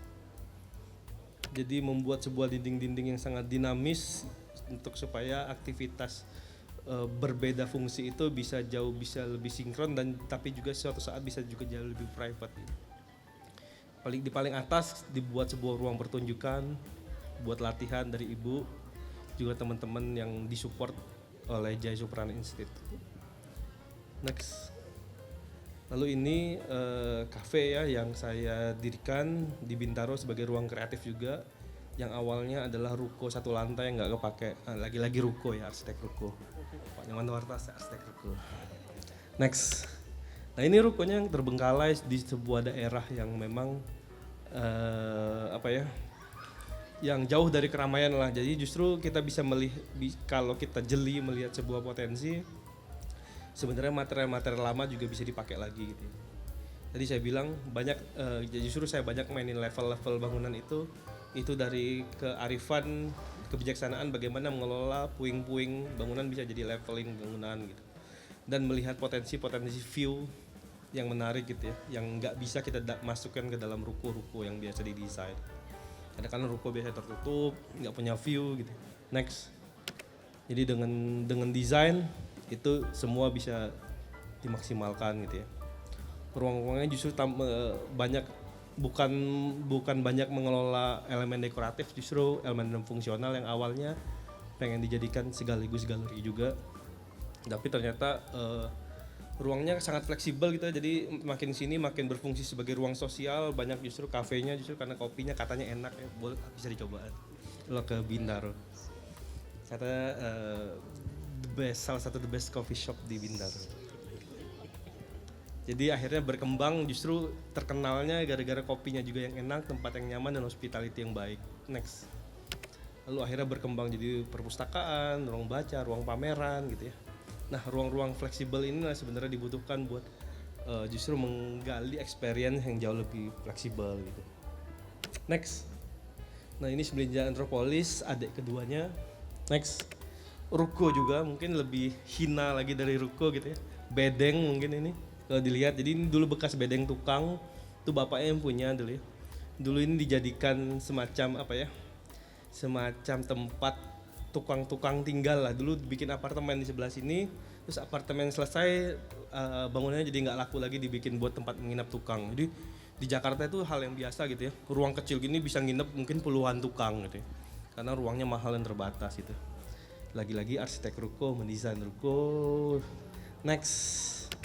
Tapi bisa dikelola dengan sebuah material yang sederhana, bisa dipakai buat coffee shop yang menarik gitu ya, dengan pengelolaan material yang tepat, ruang yang tepat gitu ya. Nah ini juga ada naik turunnya, jadi tadi sama mengelola dinamika ruang gitu, tanpa ada batasan-batasan sekat gitu. Next. Tuh justru membiarkan material-material tadi dinding-dinding tadi itu justru dikerok gitu ya, supaya dapetin sebuah rustiknya gitu, justru dengan tidak menambah cat atau apa gitu. Hal-hal yang dibutuhkan justru mempertegas sebuah sense dari ruangnya aja, misalnya yang besi-besi yang warnanya banyak dicat hitam aja sama semua, supaya mempertegas ambience yang pengen dicapai gitu. Katanya juga kopinya enak, sekarang kopi terbaik di Lebak Bulus gitu. Next. Lalu ada yang ketiga baru buka, teman-teman dekat dari Jogja bisa mampir ke Cirebon. Ini salah satu proyek yang menarik juga. Katanya next akan jadi tempat kopi paling enak juga di Cirebon. Katanya ya, coba aja. Next. Jadi bangunan tua yang nggak kurus, 10 tahun kosong, bangunan cagar budaya gitu ya. Kita justru benerin. Saya pengen buktiin bahwa bangunan tua itu juga nggak harus banyak dihancurin di Cirebon. Di Cirebon banyak banget bangunan tua pelan-pelan hilang gitu ya. Karena dulu adalah kota yang sangat penting di Cirebon. Jadi makin lama makin banyak orang nggak sadar bahwa potensi bangunan tua itu justru menarik gitu. Kita coba mengelola yang benar-benar penting gitu ya buat membangun ruangnya. Ada beberapa dinding yang memang kita jebol gitu ya, tapi justru mempertahankan struktur-struktur kusen-kusen yang ada, dan plafonnya, tinggi plafonnya tetap. Luarnya juga kita lihat potensinya gitu ya. Next. Jadi justru area luar bangunan itu dibuat supaya orang menikmati bangunan itu sebagai sebuah background gitu ya. Tadinya ruang luar itu cuma dilihat bagusnya doang pas mau masuk, tapi justru kita dorong orang buat beraktivitas di luar tamannya gitu. Jadi melihat bangunan eksterior dari rumah Belanda ini justru jadi sebuah background dalam aktivitas yang ada di situ gitu. Kanopinya kita benerin, kita lihat polanya dari bangunan lama yang paling cocok, paling sesuai, paling sederhana. Lalu taman juga kita benerin, kita bikin dinamika ruang lagi tadi dari hasil puing-puing dari bangunan tadi. Jadi puing-puingnya nggak buang keluar, kita bikin naik turun ruang. Next, di dalamnya plafonnya ternyata bisa kita copot malah justru bagus. Ini lebih tinggi dan kita bisa ngeliatin si rangka-rangka plafonnya gitu. Lantainya masih kita pakai, tinggal bagaimana mengelola si ruang-ruangnya aja nih. Layout dan segala macam dimaksimalkan. Next, ini ternyata bisa jauh lebih menarik juga gitu. Bangunan tua, yang punya rumah yang kita sewa ini kaget banget waktu datang. Ternyata bangunannya bisa jadi sebaik ini gitu. Bisa jadi perpustakaan, ruang kopi, ruang diskusi yang fleksibel. Next, lalu ini juga proyek saya di Tubaba gitu. Jadi sebenarnya gagasan-gagasan reduksi itu juga bisa buat sebuah daya tawar bagi kebudayaan gitu. Next, ini bangunan yang saya tawarkan buat contoh buat masyarakat Tubaba buat bisa punya rumah yang minimum di lahan yang besar, karena di perkotaan kan justru rumah mikro tuh berkembang karena lahannya kecil-kecil. Ini justru kita tawarkan buat justru orang yang punya tanahnya besar justru mendesain dan hidup dengan cara minimum. Itu sebagai cara bertanggung jawab terhadap lingkungan. Next, jadi kalau masyarakat Tubaba mau memakai bangunan ini, memakai desain ini secara gratis, mereka nggak boleh lantai bawahnya tuh dijadiin bangunan, jadi harus dibuat sebagai resapan air, harus rumah panggung. Next, ini yang udah jadi kita pakai material lokal juga gitu ya. Oke, kira-kira begitu ya cara saya merespon sebuah DAO rupa kali ya, mengelola material, bagaimana bijaksana terhadap material itu sendiri. Next, ya ini terima kasih buat guru saya yang terbaik. Terima kasih. Saya udah nggak sabar untuk nanya ini malahan, tapi saya sendiri harus menahan diri karena ada kita kasih kesempatan ke audiens untuk menanyakan pertanyaan. Tapi sebelumnya mungkin saya mau nge-note sedikit bahwa Mas Kimo ini belajar pertama dari rumah kakak ya, Iya, rumah kakek. Ya itu kayaknya sesuai sama idolnya karena Lekonmu kan juga mengambil namanya dari nama Sunanjan dan macamnya ya, mungkin itu terpengaruh dari situ apa enggak atau secara kebetulan aja gitu ya. Dan ini saya sendiri juga penasaran banget, ini ada banyak banget yang pengen saya tanyakan kepada Mas Yusro sama Mas Kimo, tapi mungkin dari audiens ingin menanyakan, kita buka 3 pertanyaan dulu untuk kedua audiens. Silahkan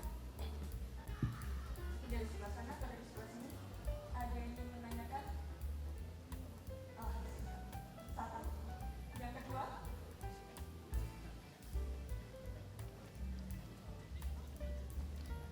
Ada lagi? Oke, satu dulu kita berikan kesempatan untuk Mas yang di sebelah kiri. Sebutkan nama, asal mempunyai pertanyaan kepada siapa? Itu ya Mas. Selamat malam, nama saya Pak. Saya asal dari Jogja. Saya mau mungkin nanya sama Mas Kibo ya, Mas apa ya?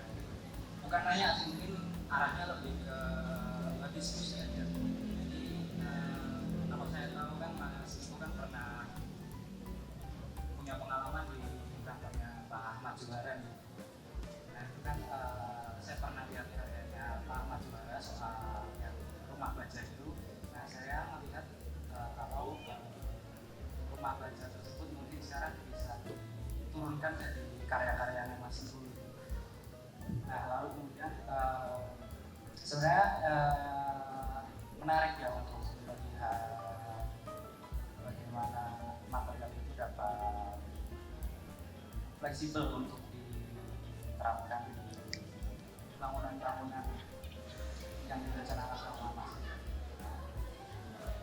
Lalu kemudian sebenarnya kalau saya lihat itu kan material yang paling berat yang sering digunakan untuk struktur masjid itu kan memang baja gitu. Nah itu sebenarnya bisa nggak sih kita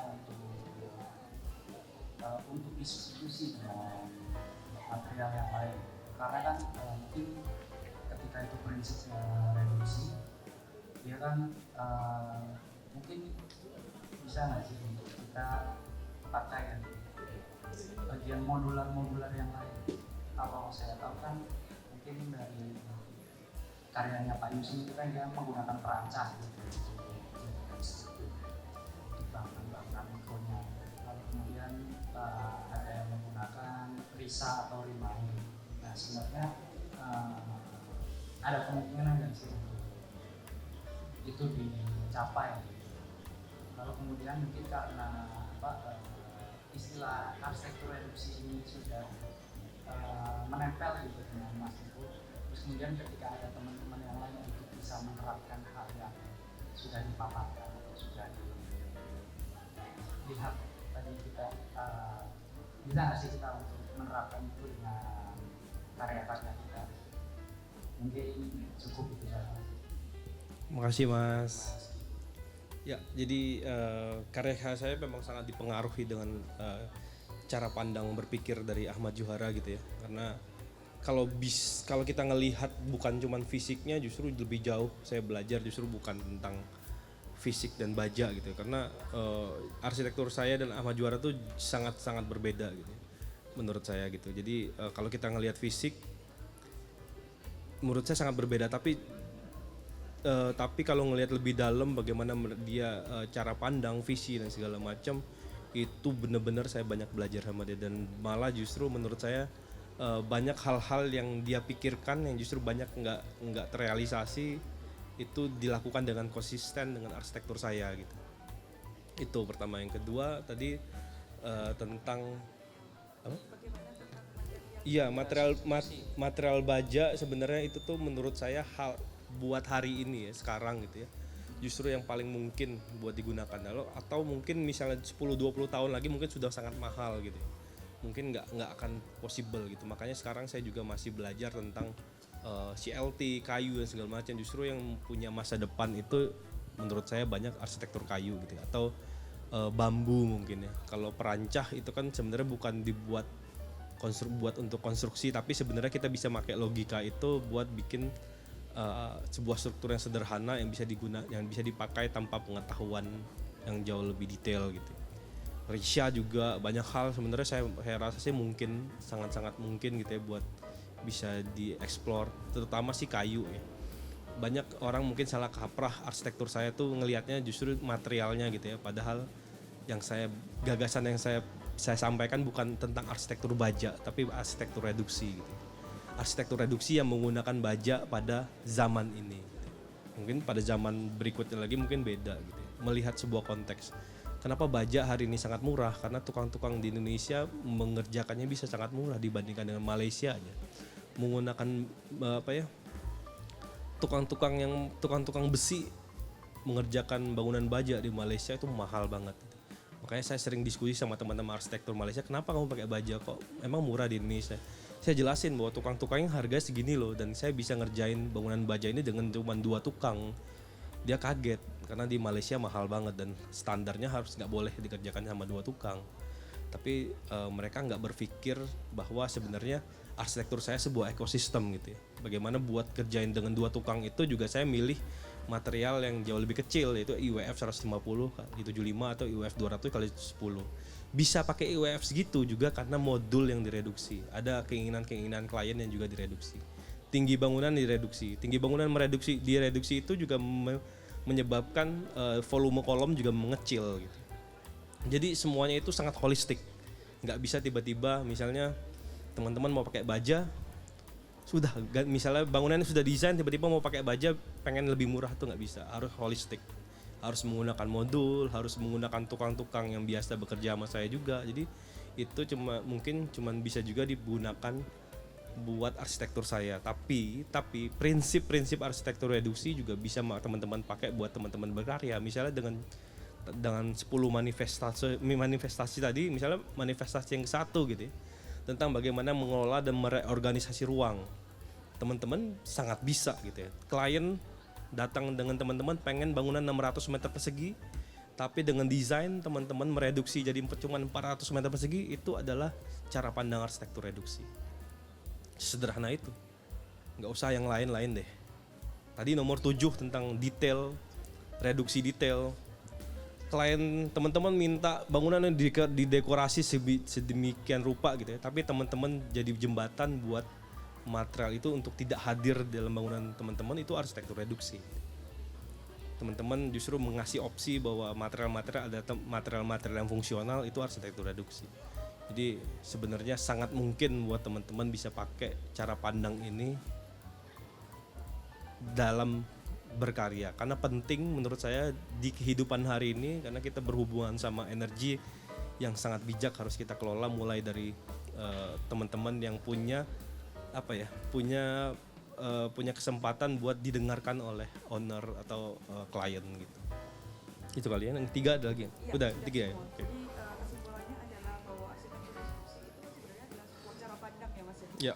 Cara pandang bahwa implementasinya itu berupa baja itu adalah konteks hari ini. Ya, Gitu ya. betul. Bahwa material yang paling sesuai saat ini menurut Mas Kibo adalah baja saat ini. Kemudian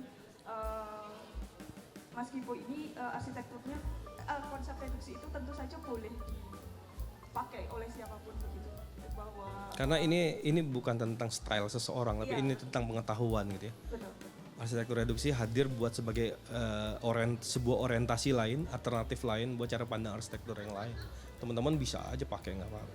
Dan pendefinisiannya mungkin juga akan hasilnya Beda-beda, akan beda-beda betul. gitu ya. Karena kan seperti tadi Mas Kibo juga belajar dari Almarhum Muhammad Johara, yang diambil adalah konsep atau cara pandangnya. Betul. Nah, Hasilnya juga berbeda. berbeda dan belum tentu bisa seperti saya. Misalnya teman-teman mau benar-benar persis seperti saya tapi nggak punya ekosistem tukang, ya nggak bisa.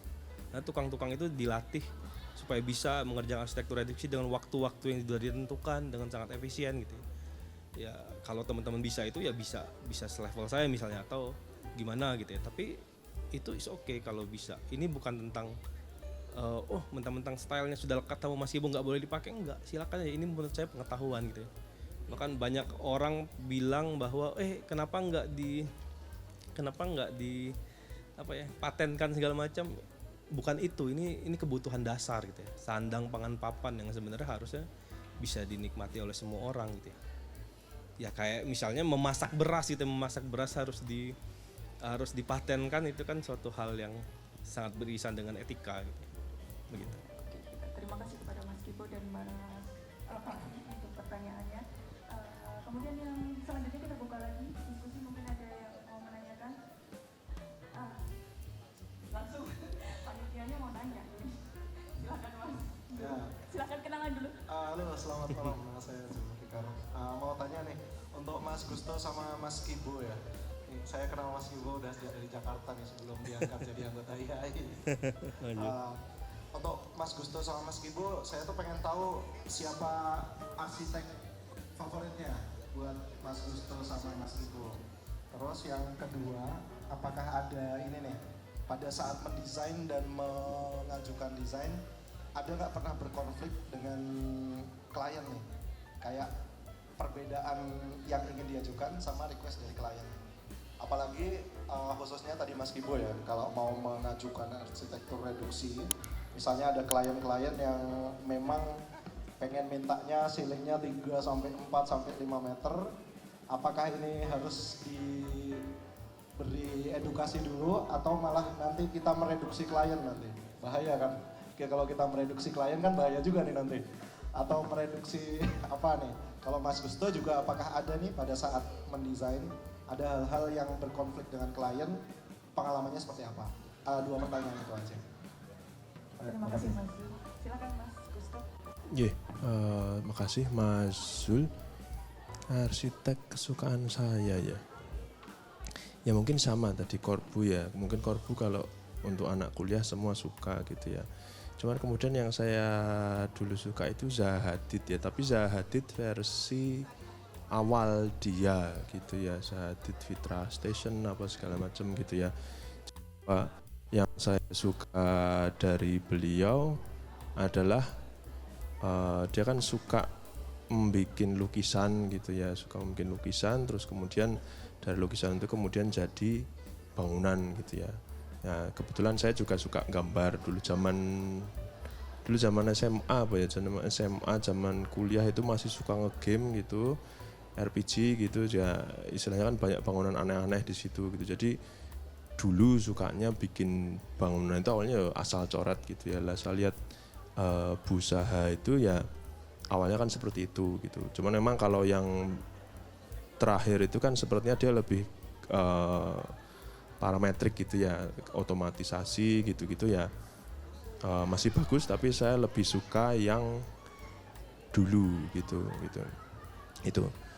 Kalau arsitek lokal, Mamok saya suka gitu ya. Mamok gimana dia membuat bangunan itu nggak neko-neko gitu ya, nggak neko-neko tapi bagus gitulah, yang saya suka dari beliau gitu, dan cara dia berpikir gitu ya. Itu mungkin. Kemudian kalau konflik dengan klien gitu ya. Nah, kebetulan begini, kalau kami itu tadi mungkin kami sudah sampaikan di awal, yang memang yang membentuk kami, desain kami itu adalah dulu ketika terakhir itu dengan ketika di Singapura dengan JGB Arsitek, dulu pimpinannya adalah Pak Chan gitu namanya, beliau orang Singapura. Saya lebih diajarkan untuk gimana mengeksplor semua possibility bikin denah gitu. Zaman dulu ketika saya kerja di sana, dulu proyeknya kebanyakan kondo, apartemen gitu-gitu ya. Kita disuruh bikin, saya ingat dulu itu saya disuruh untuk bikin di kertas kalkir, zaman maksudnya sudah maju komputer, suruh di kertas kalkir, suruh di ngeblat gitu ya, bikin alternatif gini sampai optimal gitu. Pernah sampai 10 kali alternatif gitu hanya dalam waktu berapa, 2 minggu apa ya gitu untuk alternatif. Nah, itu jadi di situ saya mungkin terbawa gitu ya, mungkin agak ada sedikit relate-nya bahwa zaman dulu diajari, saya ingat perkataan beliau ya, mungkin di Singapura uang berharga gitu ya, bahwa kamu harus tahu 5 cm itu berharga loh gitu. Kalau kita ngomongin masalah konstruksi, 5 cm itu bisa jadi jarak antara dari handle ke pintu gitu. Kalau kita tidak menspesikan itu, nanti mungkin handle-nya mentok, pintu nggak bisa full kebuka segala macam. Jadi bahwa jangan sepelekan gitu bahwa ukuran 5 cm. Jadi bahwa dari situ kami diajari untuk mengeksplor possibility gitu, jadi kemungkinan gitu ya. Jadi bahwa tidak saklek ke satu solusi gitu. Jadi kita coba bikin beberapa solusi. Kemudian yang kedua, pas dulu diajari Pak Tamrin, Pak Muhammad Tamrin di Bandung itu, sekarang kantornya beliau MTA, sama, itu saya disuruh bikin beberapa alternatif banyak, tapi kalau beliau memang pas itu concernnya lebih ke tampilan gitu, fasad. Jadi bahwa dalam satu project fasadnya banyak banget alternatifnya, mana yang kemudian itu paling cakep gitu ya. Nah jadi dari dua yang pernah saya belajar di dalamnya adalah gimana kita mengeksplor possibility. Nah kaitannya kemudian ketika dihadapkan dengan konflik dengan klien, kami bisa menawarkan possibility apa sih gitu loh, bahwa kami relatif tidak terlalu banyak kemudian konflik yang kemudian proyek berhenti di tengah jalan, desain loh ya, kita ngomongin desain gitu ya, kemudian berhenti di tengah jalan karena kami berusaha untuk menawarkan alternatif gitu, solusi gitu.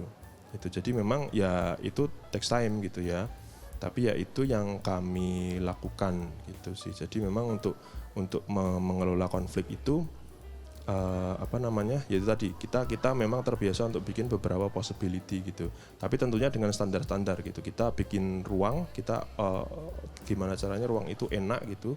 Kita nggak pernah bikin ruang kok nggak ada jendelanya keluar, ventilasi jelek segala macam, itu nggak pernah gitu.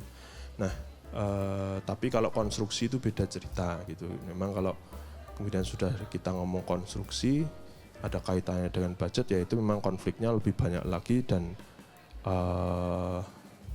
mungkin itu ini kan ngomongin arsitektur ya, mungkin kalau konstruksi mungkin beda lagi lah nanti.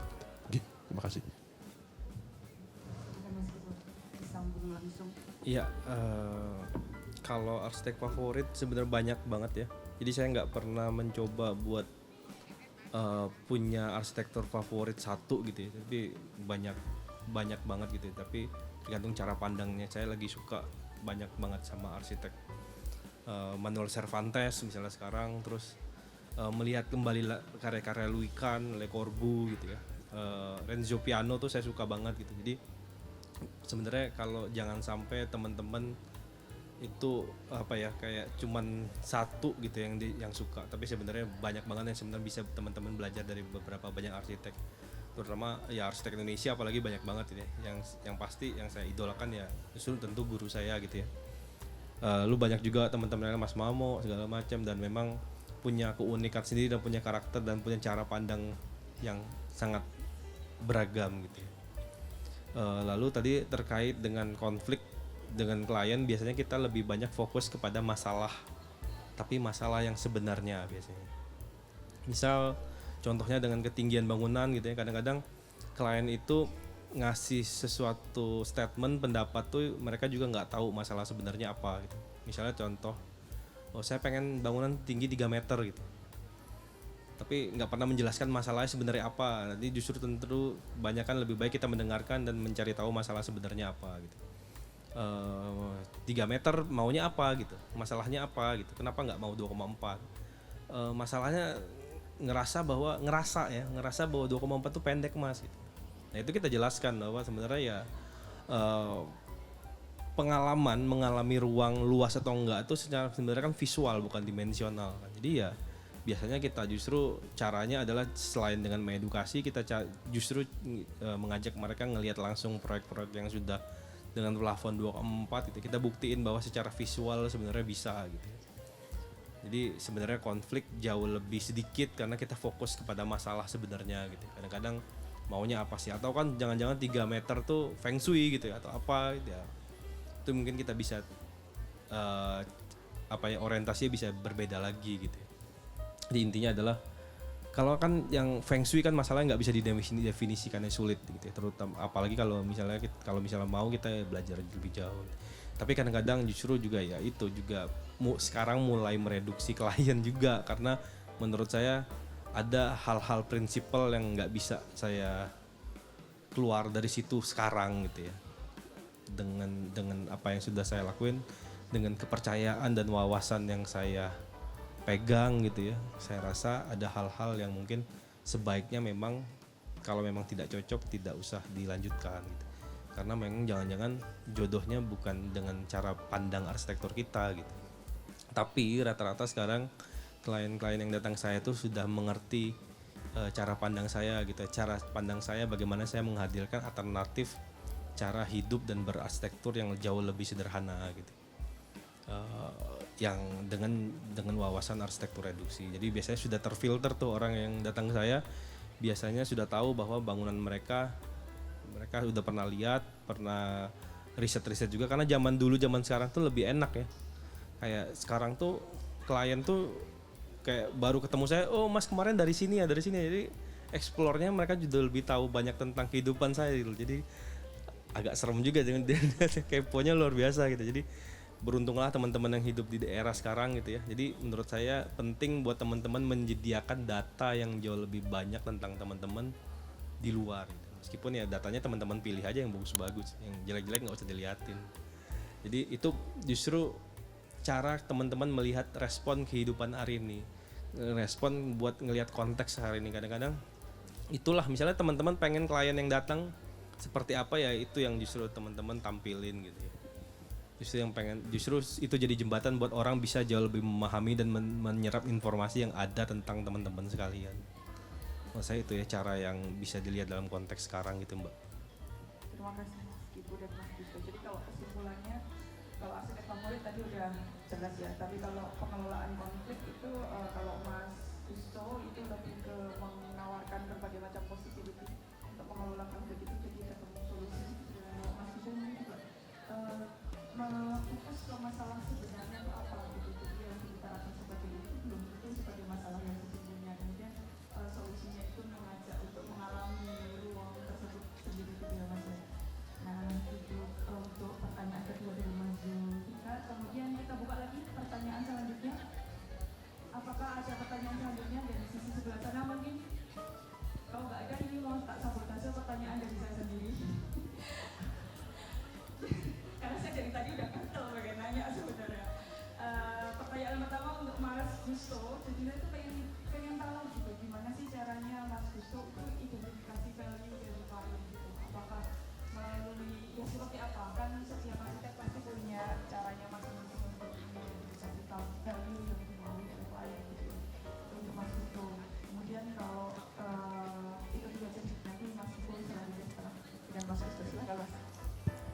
Nggih, makasih. Nah, masalah value ini sebetulnya ini saya satu perkataan klien yang pernah sampai sekarang saya ingat-ingat gitu ya. Ketika itu saya agak bukan fail sih, agak melenceng dari tadi kan gimana caranya bisa tahu value apa yang diinginkan oleh klien gitu ya. Nah, ketika itu saya agak miss dikit gitu ya. Si klien pengen A, kemudian saya menawarkan A aksen lah atau hampir B gitu. Nah, itu saya kata-kata beliau adalah kamu untuk menawarkan produk harus tahu marketmu, klien itu maunya apa gitu. Jadi kan beliau kebetulan mungkin direktur perusahaan gitu gede dan mengajari kami bahwa ketika kita bikin suatu produk gitu, produk kita kan ini ngomongin desain gitu ya, kita harus tahu market kita seperti apa gitu ya. Nah kebetulan berarti kan kita harus tahu market kita seperti apa, value-nya apa yang dihargai. Nah memang teorinya adalah kita harus kepo, memang kita harus kepo ke klien itu gitu ya. Nah terus tapi kebetulan kalau klien-klien kami itu adalah bahasa Jawanya gedok tular kebanyakan gitu. Jadi memang kemudian kami sebelum masuk ke dalam project itu kebetulan kami istilahnya kadang sudah pernah berteman di mana gitu, atau mungkin ketemu di mana misalnya teman sepedaan atau apa. Jadi memang ada irisan dengan kami dulu gitu. Jadi kami bisa tahu sedikit banyak mengenai apa yang dia sukai, apa yang dia tidak sukai gitu ya. Itu kami seperti itu sebetulnya. Jadi memang satu memang harus kepo gitu. Kemudian ya mungkin kalau kami kebetulan kasusnya klien-klien itu adalah kemudian relasi gitu, jadi kami tahu lebih dulu. Tapi memang apa ya, secara garis besar ada klien yang kepengen lebih ke efisiensi, kemudian ada klien yang kepengen ke visual gitu. Kalau di kami sederhanakan, ada klien yang ya itu mungkin ya bisa kita sederhanakan dari dua itu dulu, apakah mau efisiensi atau visual, kemudian dari situ baru kita ambil mau kemana gitu sih, mungkin kalau itu sih. Terima kasih Mas Gusto. Jadi kalau identifikasi value-nya itu sebenarnya memang karena sebelumnya biasanya sudah kenal kliennya itu ketok tular gitu ya dari pengalaman-pengalaman. Oh ya sorry, sama mungkin nambah dikit, kami memang tidak pernah desain di awal itu langsung klien kak gitu ya. Jadi itu tadi kaitannya dengan possibility, kami sambil jalan gitu. Kita coba gali value-nya apa gitu. Jadi mungkin bisa jadi di awal kliennya seperti ini, desainnya seperti ini, tapi sambil jalan kemudian kita lihat sebetulnya klien itu suka ini gitu. Kemudian kita ganti. Jadi memang memang biasanya dinamis gitu kalau kami mendesain, berproses gitu sih. Terima kasih Mas Gusto. Nah ini pertanyaan untuk Mas Gibo. Kita tahu ya dulu tuh arsitektur itu sempat dikritik di zaman dulu ketika ada istilah internasionalisasi. Jadi desain tuh sama semua gitu, arsitek-arsitek yang mengembangkan desain modern kemudian cenderung ke internasionalisasi. Nah kalau Mas Gibo sendiri kan modelnya fabrikasi ya, jadi modul-modul itu bagian dari konsep reduksi ukuran menjadi sebuah modul-modul yang memang sudah disediakan oleh fabrikasi itu sendiri. Nah, gimana caranya Mas Gibo untuk memasukkan elemen manusia itu sendiri ya? Jadi masing-masing klien kan punya value-nya dia atau aspek dia sebagai manusia gitu. Jadi untuk menghindari itu tadi bahwa arsitek itu sama semua di mana-mana, atau justru itu yang ingin dicapai gitu. Itu sih Mas pertanyaannya. Silakan Mas. Ya bagi saya sebenarnya elemen-elemen tentang apa yang sangat spesifik tentang klien itu justru lebih butuh adalah yang berhubungan langsung sama arsitektur, seperti kebutuhan ruang segala macam gitu ya. Hal-hal misalnya ya mungkin kayak yang menurut saya tidak relevan adalah misalnya dia suka apa gitu ya, tiba-tiba jadi dekoratif, hal-hal dekoratif dalam bangunannya itu menurut saya tidak sepatutnya itu dibebankan ke dalam arsitektur. Justru lebih baik dibebankan pada hal-hal yang jauh lebih energinya jauh lebih sedikit. Ini bukan tentang kita menolak sebuah kemerdekaan individu, tapi justru mendorong supaya justru kebijaksanaan yang lebih sustainable menurut saya. Karena apabila sebuah kebebasan keinginan sebuah individu diletakkan pada suatu energi yang lebih besar di dalam arsitektur bangunan, itu menurut saya nggak bijaksana dan nggak sustainable. Lebih baik justru dibebankan pada hal-hal yang kecil, misalnya yang mungkin bantalnya yang motif apa dia suka, itu kan energinya jauh lebih sedikit gitu. Arsitektur saya justru lebih seperti itu. Hal-hal yang keluar untuk jadi darinya tidak ada menjadi ada, itu sebisa mungkin harus bijaksana gitu. Dan hal-hal yang bijaksana buat dan fungsional dan tepat guna tentang yang tadi itu justru lebih kepada hal-hal yang fungsional tentang manusianya gitu, bukan tentang hal-hal yang lebih kepada keinginan bukan kebutuhan gitu. Jadi bukan tentang internasionalitas dan segala macam, justru konteks kita melihatnya justru dalam kacamata yang konteks yang paling nggak pernah berubah adalah iklim. Manusia berubah tapi iklim nggak pernah berubah. Mbak hari ini suka apa, besok jangan-jangan suka apa gitu. Jadi nggak mungkin arsitektur rumah berubah. Tadinya hari ini suka hitam, besok suka biru gitu ya. Terus arsitekturnya harus ngikutin nggak? Tapi yang justru yang nggak bisa berubah adalah iklim. Bagaimana kita mengelola iklim, matahari tetap terbit dari timur dan turun dari barat, itu hal-hal yang sebenarnya itulah yang harus dipertemukan. Arsitektur fisikal gitu ya, yang abadi gitu ya, nggak bisa berubah, ya harus ketemu sama hal-hal kontekstual yang nggak bisa berubah juga. Jadi arsitektur harus perangnya harus sama-sama apple to apple gitu, dengan itu maksud saya gitu. Jadi jangan sampai arsitektur diletakkan pada sebuah konteks yang nggak apple to apple, kira-kira begitu. Tentang meletakkan prioritas seperti ya Mas ya? Betul. Prioritas apa yang harus kita pertahankan atau apa yang harus dikalahkan dalam proses berarsitektur itu sendiri. Hal-hal lebih spesifik mungkin tentang energi gitu ya. Dia suka misalnya punya taman yang luas ya, itu bisa diakomodir. Malah justru energinya sedikit karena kita tidak membangun. Justru menyediakan ruang yang tak terbangun. Itu menurut saya sangat efisien. Saya sangat senang misalnya klien justru membutuhkan hal-hal di luar tanggung jawab arsitektur, tapi justru arsitektur cuma ngasih ruang aja gitu. Oke, menarik sekali diskusinya malam ini, tapi sayang sekali waktu harus kita tutup untuk diskusi malam ini karena sudah malam dan waktunya sudah disenggol sama panitianya kalau sudah selesai. Mungkin closing statement aja dari masing-masing pemateri. Monggo silakan Mas Kibo karena mikrofonnya ada di jenengan. Ya, bagi saya mungkin teman-teman yang masih muda punya kesempatan gitu ya, karena profesi arsitek ini adalah jembatan buat sebuah energi dari tidak hadir menjadi hadir gitu ya. Menurut saya sangat bijak kalau teman-teman justru belajar lagi lebih jauh tentang hal-hal yang lebih luas di luar arsitektur, sehingga teman-teman jauh lebih bijaksana nantinya dalam mengelola energi itu, karena kita masih butuh menyisahkan energi ini buat peradaban berikutnya gitu ya. Nah, itu tanggung jawab kita menurut saya, tapi ya itu balik lagi ke teman-teman.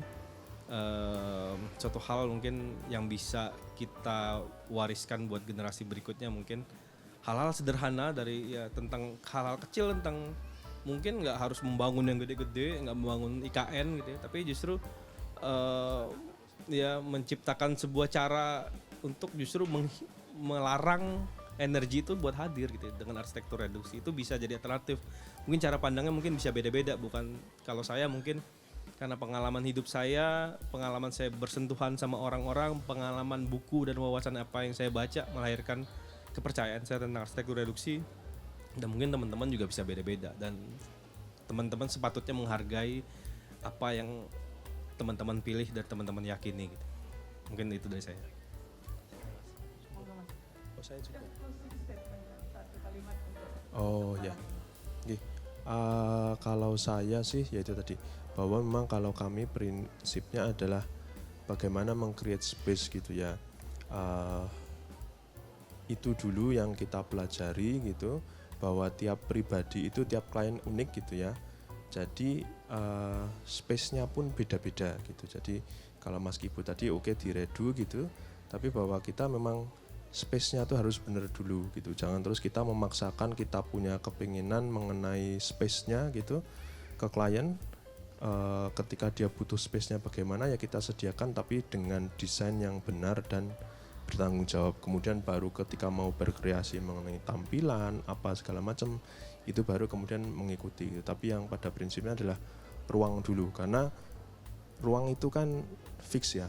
Maksudnya ruang itu bukan bahkan kalau sumber daya alam mungkin kan di Keruk masih ada, tapi kan kalau space ya sudah, kita cuman ada punya space segini tok gitu. Ya kita harus hargai itu, kita desain space yang benar dan bertanggung jawab gitu. Kasih. Terima kasih banyak untuk Mas Gustur dan Mas Kibo. Kita beri tepuk tangan untuk kedua pemateri kita malam hari ini. Seru sekali diskusinya. Terima kasih banyak. Kami bertiga mohon undur diri. Saya pun lanjutkan kepada panitia. Siap. Oke. Terima kasih Mbak Dewi, Mas